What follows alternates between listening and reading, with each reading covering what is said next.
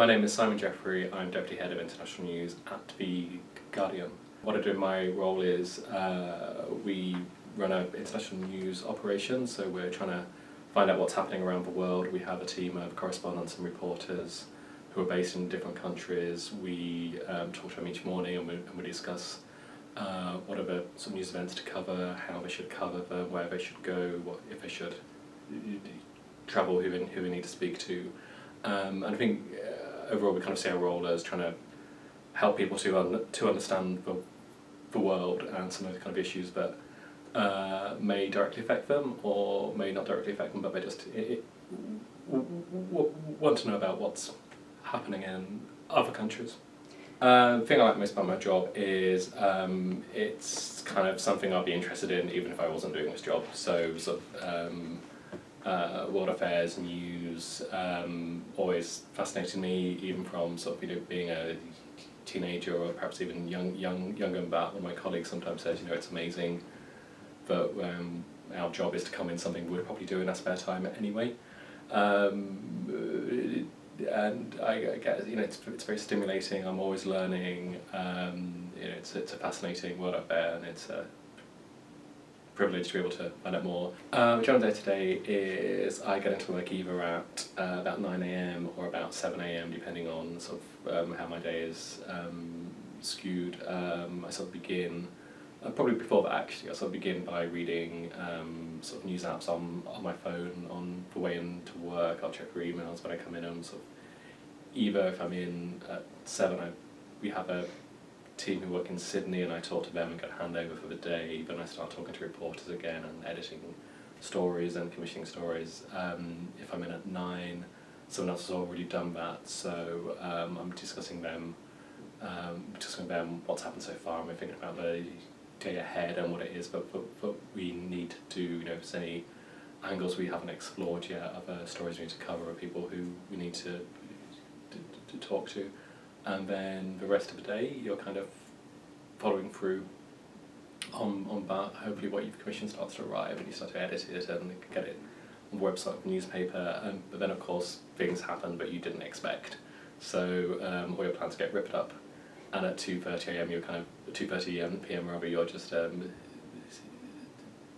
starting again, or perhaps even later. I studied English literature at university after doing A-levels in English, history and sociology because I liked books.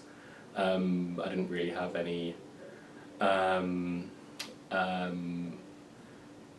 hadn't necessarily thought through what I'd do afterwards, but I liked writing. I thought that was a skill of mine, and I saw that as kind of a way to continue reading books I enjoyed doing, and also to kind of learn more about language. After that, I did a postgraduate diploma in journalism in London, which from then I sort of started in my first job.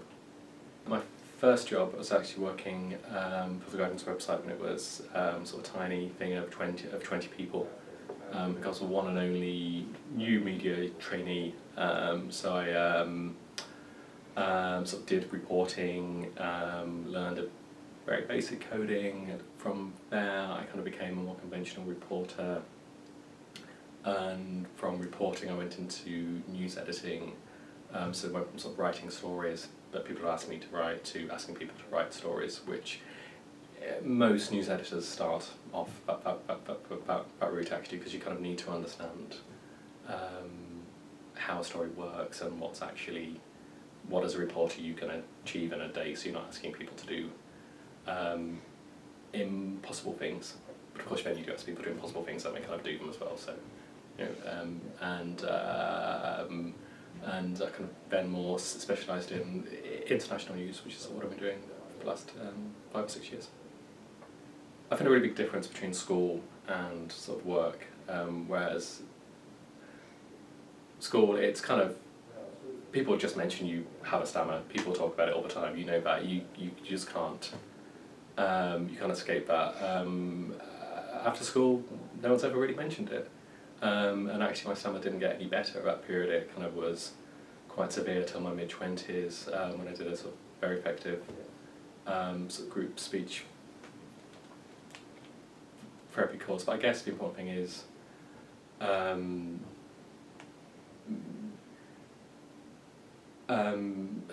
sort of doing the job is kind of more important than talking, and if people value what you're doing, then they will listen to what you're saying. There's times when I haven't spoken, when I should have spoken, but then sometimes I've been more reflective when maybe that's been a good thing, and I think it just I haven't said it doesn't define me. I think also it's kind of it becomes slightly inseparable from who I am and how I approach things. Like I do probably think and reflect more deeply. I kind of,